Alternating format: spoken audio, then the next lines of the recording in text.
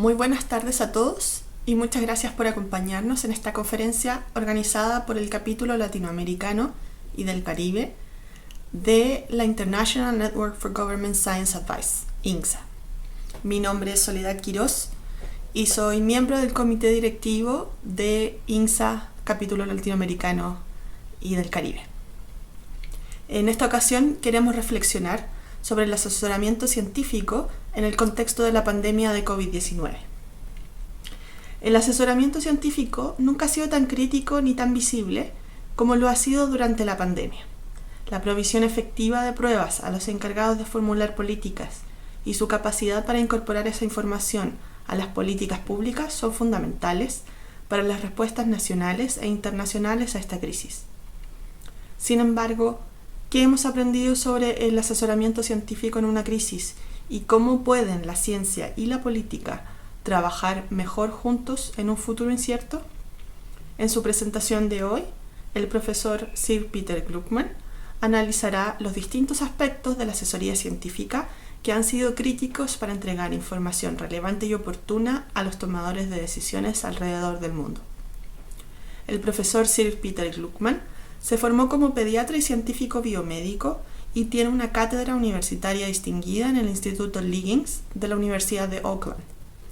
También ocupa cátedras honorarias en el University College of London, University of Southampton y la National University of Singapore, donde actúa como asesor científico principal del Instituto de Ciencias Clínicas de Singapur. Ha publicado más de 700 artículos científicos en fisiología perinatal y del desarrollo, neurociencia y endocrinología, biología evolutiva y medicina. Además, es autor de libros de divulgación científica y técnica. Presidió la Comisión de la OMS para acabar con la obesidad infantil entre el año 2014 y el 2017. Sir Peter fundó INGSA en 2014 y continúa presidiendo la organización. Es miembro además de la Junta Directiva del International Science Council y fue seleccionado presidente electo de la organización para convertirse en presidente este año 2021. Desde el año 2009 y hasta el 2018 fue el primer asesor científico en jefe del primer ministro de Nueva Zelanda. También fue enviado científico del Ministerio de Relaciones Exteriores y Comercio de Nueva Zelanda y coordinó la Secretaría de la Iniciativa de Pequeñas Economías Avanzadas. Ha escrito y hablado extensamente sobre las interacciones sobre ciencia política, ciencia y diplomacia y ciencia y sociedad. Ha recibido los más altos honores científicos y civiles en Nueva Zelanda y numerosos premios científicos internacionales. En el 2016 recibió el premio de la AAAS en diplomacia científica. Es miembro de la Royal Society of London y la Royal Society of New Zealand, miembro además de la Academia Nacional de Medicina de Estados Unidos y de la Academia de Ciencias Médicas del Reino Unido. Los dejo entonces con esta presentación de Sir Peter Gluckman, la cual se titula Asesoramiento científico para una nueva década, crisis y recuperación. Thank you for the opportunity to speak to CELAC today. I'm only sorry that the current situation for global travel makes it impossible for me to be with you. I thought what I would speak about today was the lessons we learned from the COVID pandemic regarding the role of science advice and how that might extend beyond COVID to the other attributes and role of science advice in every country. COVID represents a unique natural experiment in which every country in the world has had to grapple with uncertainties, emergent science, and an emergency that's required governments to recognise that evidence is critical in the decisions that they make, be it about the restrictions they made in relationship to the early stages of the pandemic, the continuing decisions they make as the pandemic evolved, the decisions they make about the use of vaccines as vaccines become available, and broader decisions about diplomatic and other aspects that flow from the pandemic, its impact on the economy, on social lives, on diplomatic relationships, and so forth. But it's interesting that when the pandemic broke out, many countries did not have an established science advisory mechanism and had to create ad hoc mechanisms to deal with the issue. And I think it's important, therefore, to stand back and think about what are the elements in science advice.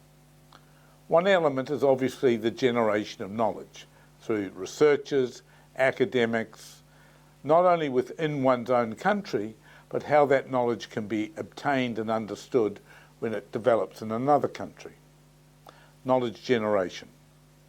Without the capacities and the basic institutions of knowledge generation and interpretation, science advice is not possible.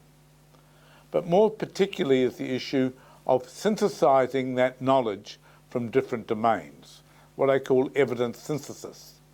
And I think particularly in COVID, where there has been so much evidence emerging so quickly, the challenge of how that evidence is brought together and interpreted is a real challenge for the science community if systems do not exist for that evidence synthesis. Perhaps the most common bodies that are good at evidence synthesis are either academies of science or special scientific commissions that get set up. But even if the evidence is synthesized, the evidence needs to be transmitted to the policymaker and the politician. It's a very distinct process. It's a very sensitive process. It's one in my judgment, requires particular skills, what I call evidence brokerage. It's the skills of making sure that the policymaker understands what the evidence really means, and equally that the scientists have provided the evidence that the policymaker needs. This does not mean that evidence makes policy. We must always remember that policy is made on a large range of different considerations. Policy making, after all, is about making choices. Choices between different options, which affect different stakeholders in different ways with different spillover consequences. What evidence does is provide an understanding of what the system of interest is, in this case COVID, and what the implications of each option are. It is for policymakers and politicians then to judge those other more values-based attributes on which policy is ultimately made, be it fiscal priorities, public opinion, electoral contract, other priorities, diplomatic considerations. They all enter into the policy-making process. And the question, therefore, is who should do brokerage? Brokerage, at least in the country I come from, New Zealand, is conducted by the science advisors. These are people who have expertise in understanding science and understanding policy and act as interpreters between the two. In non-Anglophone countries, science advisors are not generally appointed, and their brokerage is a more ad hoc process, often from the president of a national academy or from the chairman of a particular commission. Now, I'm not going to spend time on it today, but I think that there's a need to recognise that brokerage is not just a matter of providing a formal report in writing to a policymaker. It's also about that informal discussion with the policymaker to make sure they understand the meaning of the evidence. And that's why in the end, brokerage is probably best done under most circumstances by trusted individuals who have the trust of the science community, the trust of the public, and the trust of the policy community. Arrogance by scientists is the worst enemy of science advice. Science advice must be given, recognising, and COVID has shown this very obviously, that science does not have all the answers. That at the time that advice is needed by government, there's always a lot of uncertainties. And those uncertainties must be transmitted honestly to the government. This is the complexities and sophistication of science advice. So let me go back and take these issues of brokerage and evidence synthesis in a little bit more detail in relationship to the pandemic. If we look around the world at evidence synthesis, in the early days this was dominated by epidemiologists, virologists and modelers. Often that data was provided in very definitive ways, not necessarily acknowledging the uncertainties that might exist around that data. But what is clearly needed as well, and has been needed from the outset, is social science, behavioural science, political science, economic science, in other words, a plurality of inputs so that the government understands fully the evidence base on which they make decisions. And I think we're now seeing, as the pandemic proceeds further, that the importance of a plurality of inputs into the evidence synthesis is essential. And here again, academies or other groupings of a diverse group of scientists and from different disciplines can do well in framing the question and bringing it together in a trans and interdisciplinary way to inform policy making. One of the debates that emerged when you observe different countries through the pandemic is, at times, scientists have fought for access to power. They want to be the ones who give the policymaker their view, their advice. My view is that's been harmful. My view is where there is a pre-existing system that defines the mode of access through academies, through science advisors, it's more likely that the advice will be appropriately given. And that brings me to a critical point. We must distinguish between scientists who are advocating for a position beyond the evidence and those who are acting as brokers, who are communicating what we know, what we don't know, what are the caveats on what we know. At the end of the day, if we do that well and acknowledge that there is an inferential gap between what we know and what we conclude, then we will have the trust of all the players with whom trust is needed if science is going to help make for better policy making. This trust is becoming more and more critical as we face the issues of misinformation and disinformation affecting the progress on the pandemic.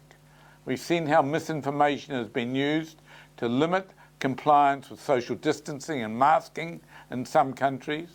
It's certainly being used to cause confusion around vaccines and promote vaccine hesitancy and vaccine resistance.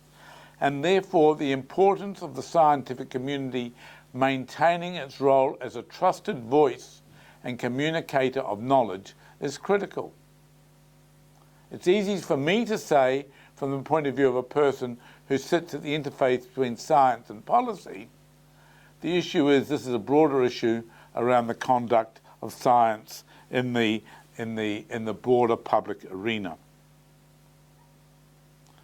One thing that has been worrying me, and we've been collecting through INGSA how science advice has evolved through the pandemic in different countries, is most countries did not have a well-established pre-existing science advisory mechanism.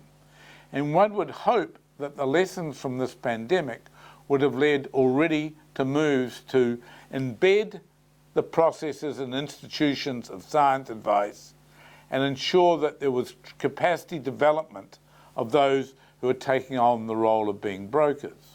And INGSA stands ready at all times to help train people in that latter set of skills. But the reality is, as yet, few governments are taking this opportunity to recognise that science advice is not just a matter of dealing with emergencies, but it's a matter of virtually every decision that a government makes in social policy, environmental policy, innovation policy, economic policy. And I particularly mention social policy because I think one of the phenomena that is of most interest is to see the rise of the importance of good, robust social science contributing to the scientific inputs into government.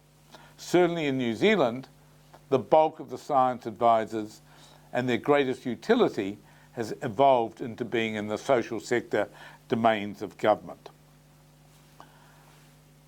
So in general, my conclusion is there's been a wake-up call from COVID. The world has not necessarily used science advice as well as it might have. Some countries have done very well, some have not. But it should be a wake-up call to all countries that science advice is essential, and in my view that needs pre-existing ecosystem of universities, research institutes, national academies, advice to legislatures where legislators like in Argentina and in Chile have important roles to play in policy making, advisors to the executive of government, think tanks and so forth. It's a complicated ecosystem. It's not a simple matter of one science advisor or a single national academy. It requires an ecosystem where the various players work individually and together to create effective mechanisms of knowledge generation, knowledge synthesis, and knowledge brokerage. This also has broader implications for how science will evolve in the 21st century. It means that the skills of transdisciplinarity, the skills of science communication, the skills of science to policy interactions, the skills of transdisciplinarity will be needed by many scientists as we address more and more of the problems, of the so-called wicked problems, climate change, biodiversity loss, social challenges to social cohesion, etc., etc. And in that regard, international cooperation and international interactions are critical. There's concern at the moment, as you know, about whether the WHO was properly equipped to do some of the decisions that needed to be made in a hurry. And there's work underway from different committees and including work from within INGSA itself on whether we can enhance the use of science and the way it's used within emergency responses. And then finally, let's think more broadly about the uses of science advice. We've seen science advice used in pandemics. At the other end of the spectrum, some countries are very good at using science advice or science in forecasting, technology assessment, and horizon scanning. We need to now be thinking, and our scientific community is doing a lot of thinking, about what the world will look like in 10 years' time, 20 years' time, and 30 years' time, and what are the implications for that for the public policy. In my experience, the bulk of science advice is about making sure that the policy community fully understands the system they want to affect, change, or amend. Secondly, to point out the options that emerge from understanding the system and the implications of each option. But the choice of option is ultimately a values-based choice for the policy community and the political community. And I think it's important we understand science does not have all the answers, but without science, the answer that's made is less likely to be a good answer. So I hope in Latin America, as in elsewhere around the world, governments will take the opportunity that has emerged in the lesson from COVID and seek to develop pre-existing science advisory mechanisms, not just to use in emergencies, but to use in the everyday business of governing. Thank you very much. Hola. Muchas gracias a las organizadoras y los organizadores de este tercer foro CILAC, el primero virtual, por darme la oportunidad de comentar la excelente presentación que nos ha hecho Peter Glackman. En América Latina, como intuye Peter Glackman, la pandemia nos encontró en general mal preparados para incorporar el conocimiento científico a la toma de decisiones. Esto se debe a un sinnúmero de razones que Peter Glackman también delinea, pero de las que me gustaría reforzar algunas. Primero, la naturaleza de los sistemas políticos y sus dinámicas en la región. Segundo, la naturaleza y relativa debilidad de los sistemas y sectores científico-tecnológicos. Tercero, el rol y la importancia que la sociedad le da a la ciencia.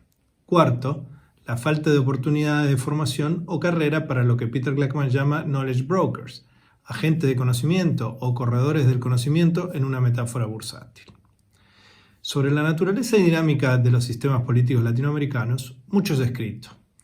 Cambiarlas supera por mucho las expectativas de este foro CILAC. Sin embargo, cabe mencionar que a nivel global, los sistemas presidencialistas como los nuestros son menos propensos a tener estructuras permanentes de asesoramiento científico al Poder Ejecutivo, dejando esta función ya sea a los ministros responsables de ciencia y tecnología, normalmente más preocupados en la política para la ciencia que en la ciencia para la política, o bien a consejos de ciencia y tecnología, cuyos consejos raramente son requeridos por el Poder Ejecutivo.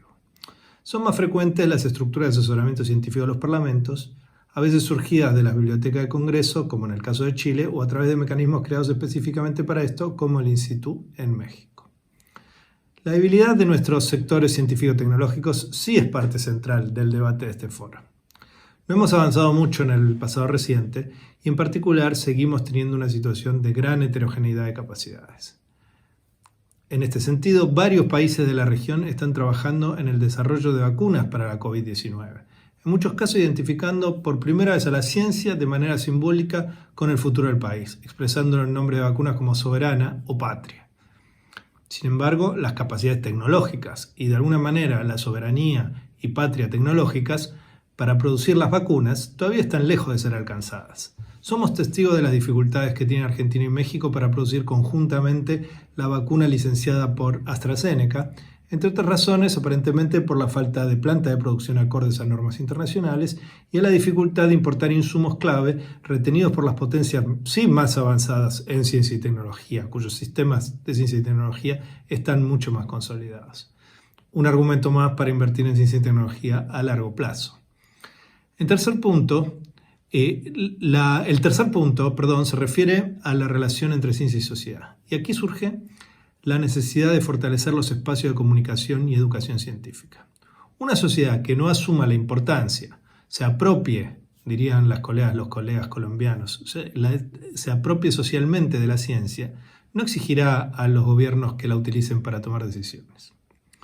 Pero la sociedad necesita conocer también los procesos de la ciencia y sus incertidumbres para poder valorarla. Esto es fundamental en momentos en los que la dinámica del conocimiento, como en el caso del COVID, hace que ciertas recomendaciones cambien y se identifiquen sucesivamente distintos métodos de protección basados en conocimientos que parecen contradecirse y por lo tanto no ser creíbles. Esto requiere de cambios fundamentales en la educación científica. Establecer estructuras de asesoramiento científico en el Estado dependerá no solamente de políticos casualmente más esclarecidos, como podría ser el caso del presidente Sagasti en Perú, que es un especialista globalmente conocido en política de ciencia y tecnología, sino de que la sociedad presione porque las políticas y los políticos incorporen sólidamente el conocimiento científico. El cuarto ítem son los agentes del conocimiento profesionales, que constituyen este último eslabón faltante. Debemos no solamente entrenar científicos y profesionales de diversas áreas en este aspecto específico de la comunicación científica, esta comunicación entre ciencia y política, sino también ofrecer oportunidades de carrera a esta nueva profesión. Esto incluye el mecanismo para incorporar científicos en las distintas áreas del gobierno, más allá de la ciencia y la tecnología, incluyendo las relaciones exteriores para contribuir asimismo a lo que se ha dado en llamar diplomacia científica, hoy tan necesaria para combatir la pandemia y centrar en la negociación por las vacunas. En el marco de estas 4 premisas, los gobiernos de América Latina han reaccionado, aquellos que lo han hecho, mayormente estableciendo comisiones de expertos. Estas comisiones fueron evolucionando a medida que avanzaba la pandemia, incluyendo una mayor participación de voces diversas, más allá de los médicos infectólogos convocados en general en primer lugar.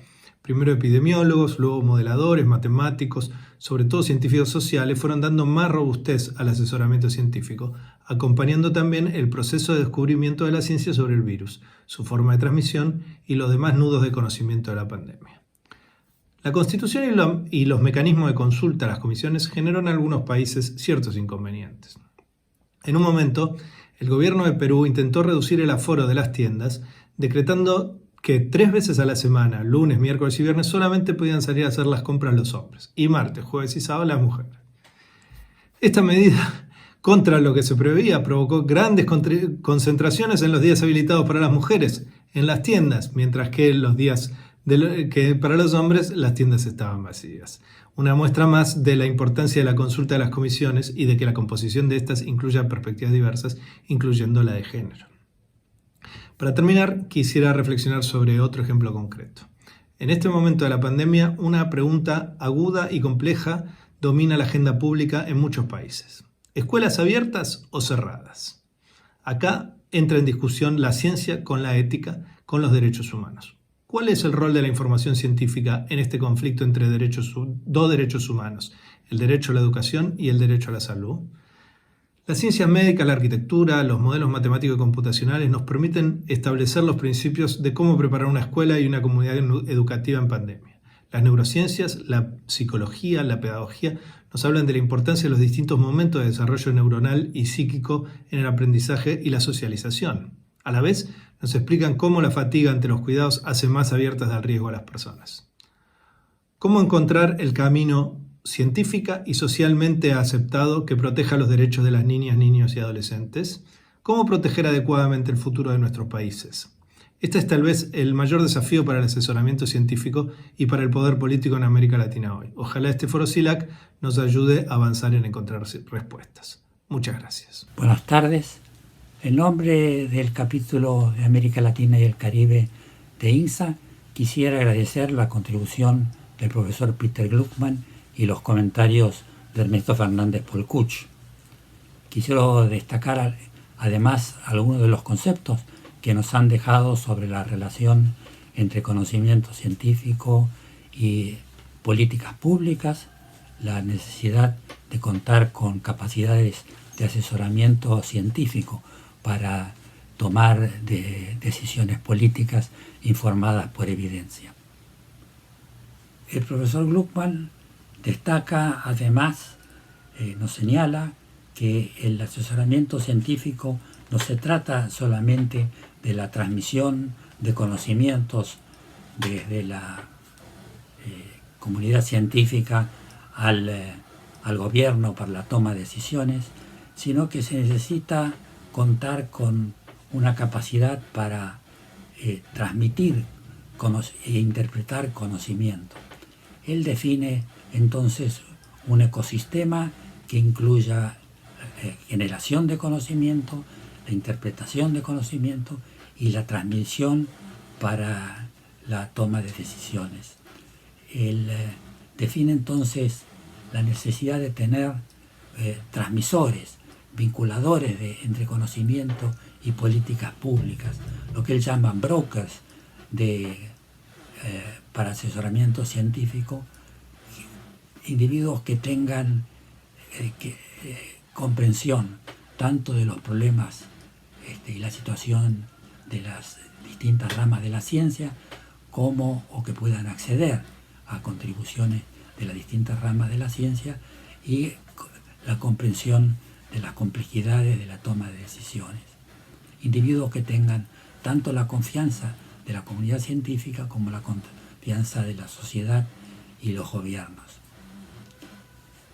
Define entonces un ecosistema, como un ecosistema que incluya las capacidades de generación de conocimiento, interpretación de conocimientos disponibles, la síntesis entre conocimientos de distintas disciplinas, y esta transmisión hacia el gobierno, hacia los decisores que toman políticas públicas. Señala que las evidencias de la ciencia no hacen políticas, sino que las evidencias informan la política, que en última instancia es la toma de decisión, la selección entre distintas opciones. La pandemia encontró, como señala el profesor Gluckman, a algunos países que contaban con capacidades de asesoramiento científico, mecanismos establecidos para asesoramiento científico, pero la mayoría de los países tuvieron que organizar sistemas ad hoc para poder dar apoyo y análisis de evidencias para la toma de decisiones. En particular, como señala también Ernesto, en América Latina la mayoría de nuestros países no contaban con estas capacidades y tuvieron que organizar sistemas a medida que se desarrollaba la pandemia y tenían que tomar decisiones complejas que incluían no solo la necesidad de contar con asesoramiento de la medicina y de las ciencias biológicas, sino también incluir contribuciones de las ciencias sociales, de las ciencias económicas, de las ciencias de comportamiento, para poder adoptar opciones en situaciones complejas. Esperamos entonces que estos aprendizajes que estamos realizando en esta situación compleja nos dejen como lección que el asesoramiento científico, no solo en situaciones de emergencia y de incertidumbre, como han sido los de esta pandemia, son necesarios, sino que también todas las decisiones de gobierno en situaciones complejas, en particular en problemas complejos que involucran temas transdisciplinarios o multidisciplinarios, como podría ser el cambio global, la conservación,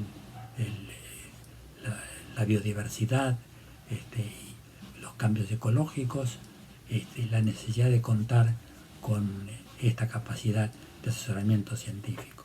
Esperamos que esto se concrete. Muchas gracias a todos. Buenas tardes.